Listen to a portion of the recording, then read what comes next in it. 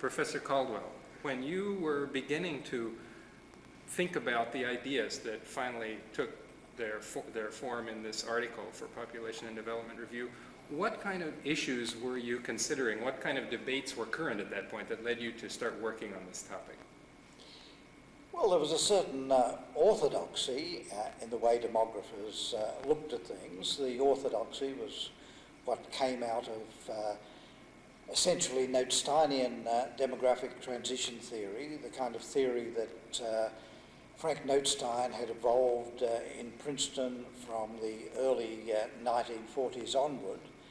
And that was theory that dominated both demographic thinking and technical aid at the time.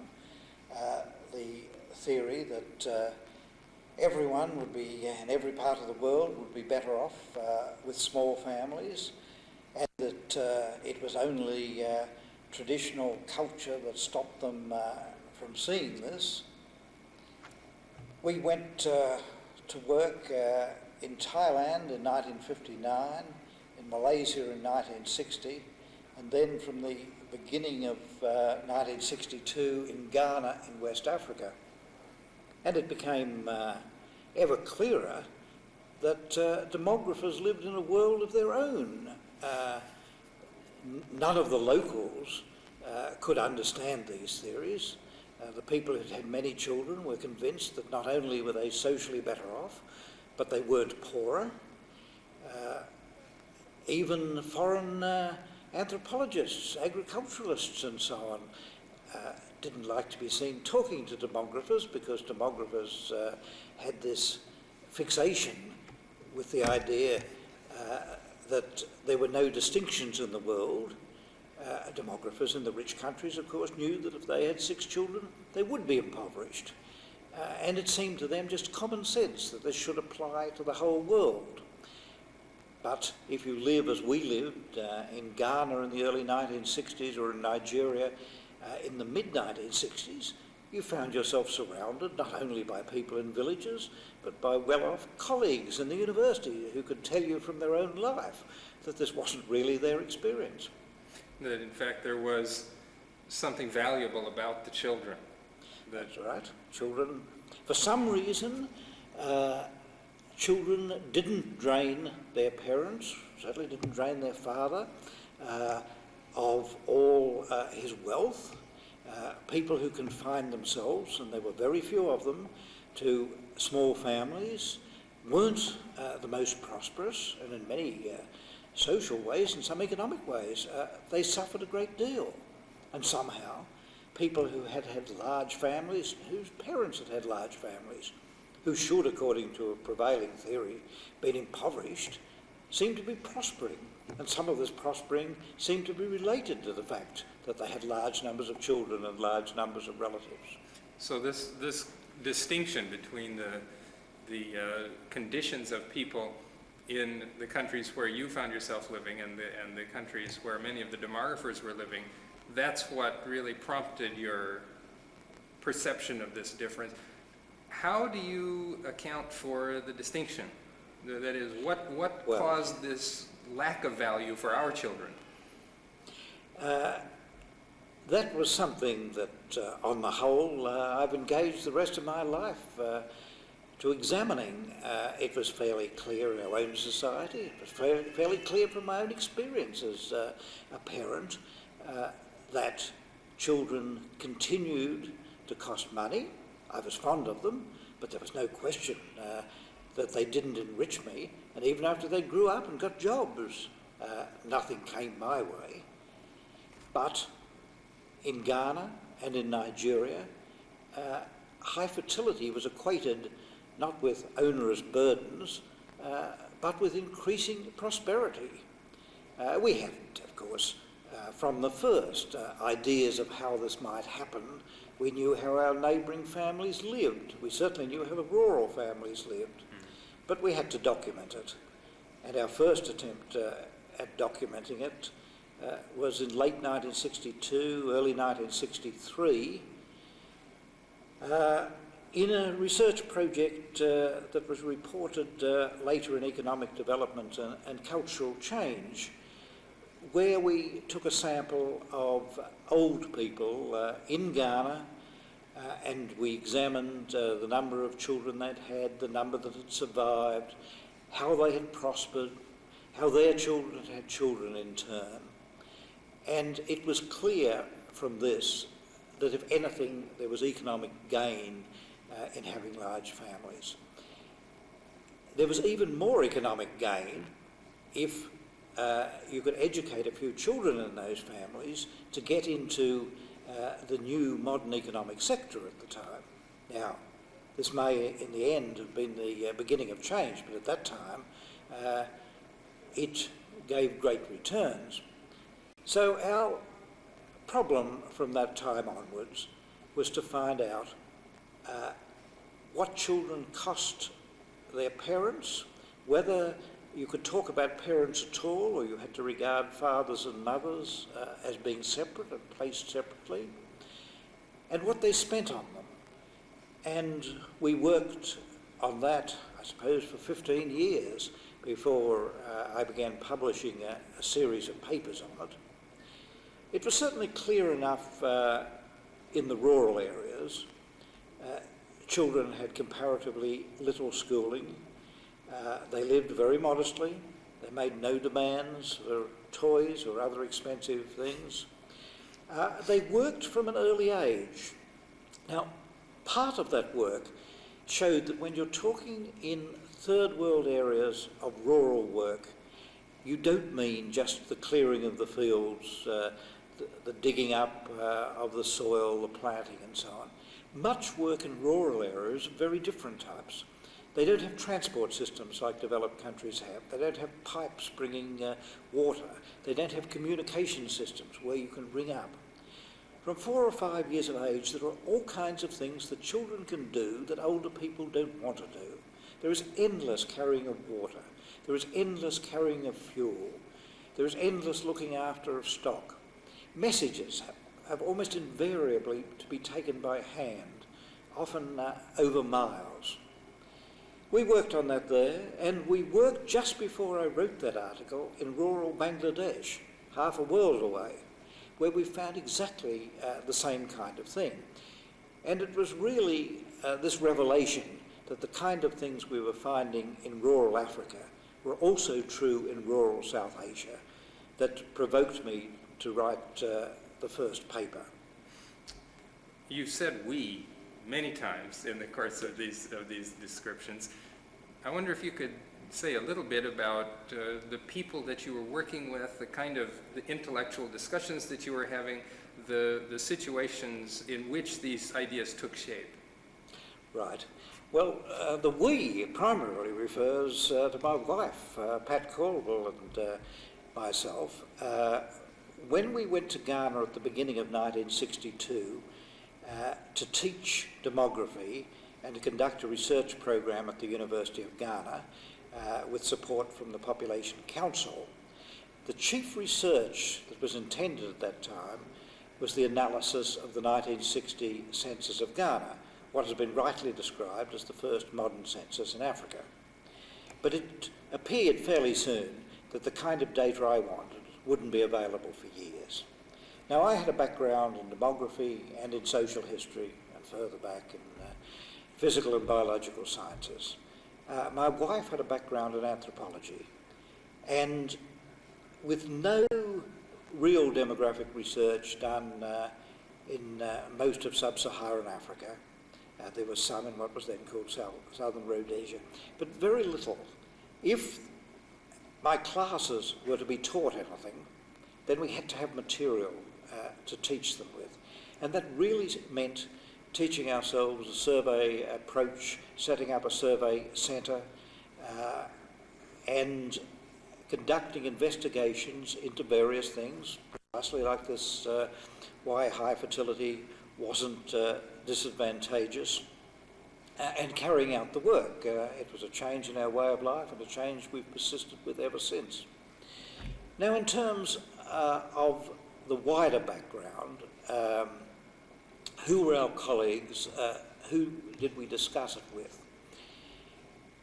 We discussed many of these things with our colleagues at the University of Ghana, At that time, they were all so convinced that Africans would always value high fertility, would never get anything out of containing the size of the family, would never use contraception, that they were mostly people who didn't really want to work in our investigations, even though our investigations on the whole upheld what they were saying.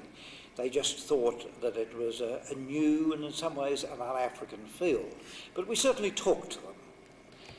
Beyond Africa, in periodic trips back over the years to Australia, we talked to the members of the Department of Demography and the Research School of Social Sciences at the Australian National University. Similarly, we talked to the people in the Population Council in New York.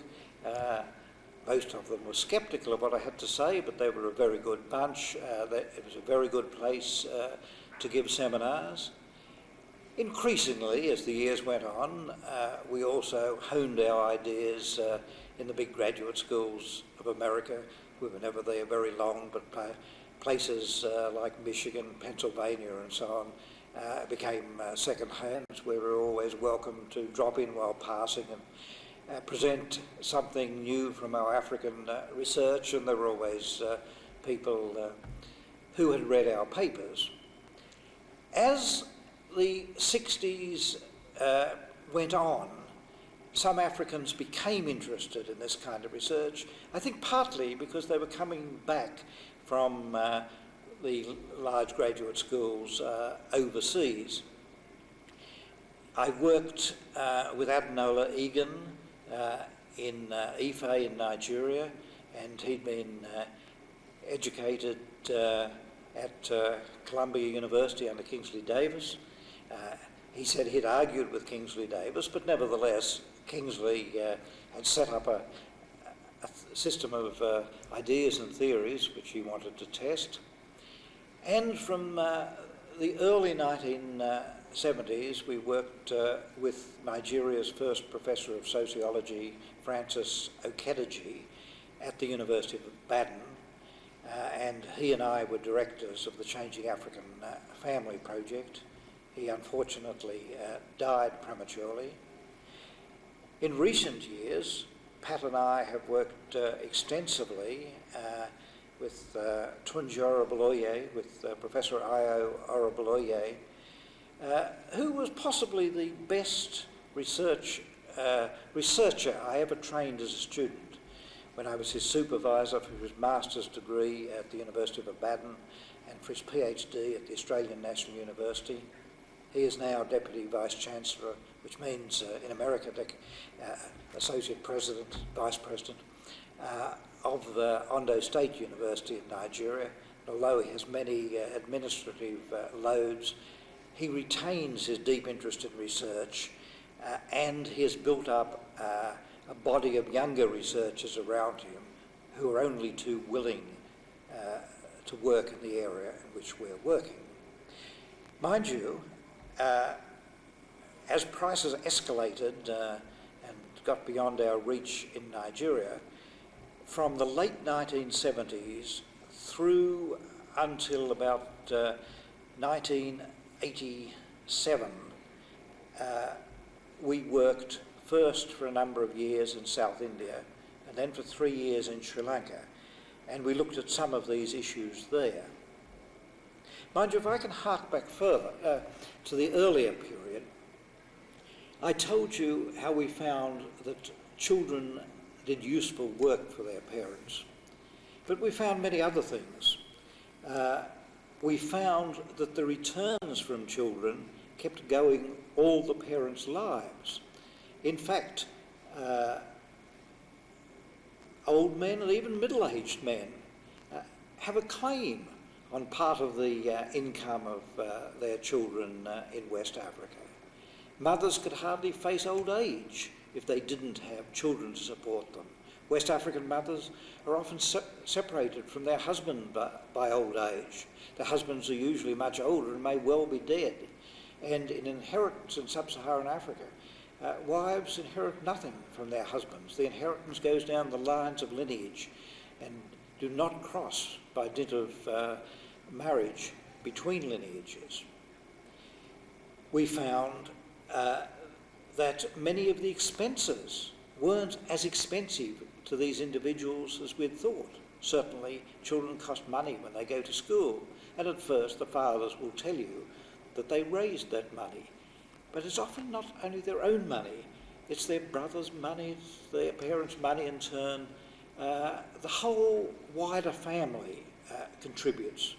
And they often contribute not merely in money, but actually raising the child that's going to school, because fostering occurs on a scale in West Africa unknown in any other part of the world. We found fairly early in this procedure that in fact there were no strong links between biological parentage and the economic burden of raising children. In fact, the absence of such links meant that the standard economic demography of the family meant nothing in West Africa. There were two ways in which the links didn't exist. First of all, West African mothers have a great deal of independence, but they also have a great deal of responsibility. Much of the day-to-day support of children is done by the mothers without help from the fathers. Mothers, because they belong to a different lineage from the fathers, have different budgets. So you get to the rather anomalous position that men are supposed to make the decisions about fertility, make the decisions about controlling fertility, which is usually a negative decision. They don't control fertility. They have this right because of the nature of patrilineal societies and because of the existence of bride wealth, even if the bride wealth is at a low level. They may then not bear much of the cost of supporting the children as they grow up. They may indeed have several wives. Half the married women of West Africa are in polygynous marriages. And each of these units, consisting of a wife and her children, is supported primarily by the wife. But the children actually return more to their fathers and mothers. Why, you might ask, do they return this if the father didn't put much in? Because they're conscious of the fact that the father and the mother gave them the gift of life. And the gift of life is really what they're paying back for. And they're considerably in awe of their parents, partly because culture teaches them to be, partly because when the parents and the grandparents die, they become ancestors who are very much part of your continuing way of life and interfere with it. And certainly you wish to be on the good side of them. The other point I've already mentioned, a large proportion of the children in West Africa are not at any given time being, and often for years on end, being brought up by their biological parents.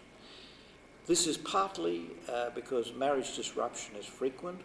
It is partly because of a very strong concept of the lineage. Children who regard their parents in any way as being distinct from their uncles and aunts, who anyway feel that they prefer to live with their parents than with their uncles and aunts, are regarded as unnatural.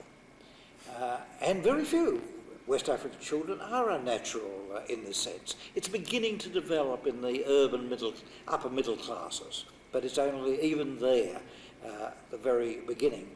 And with this weak linkage between biological parentage and subsequent economic responsibility, then you wouldn't expect people to think in what the demographic transitionists used to call rational terms about the relationship between bearing children and the subsequent costs.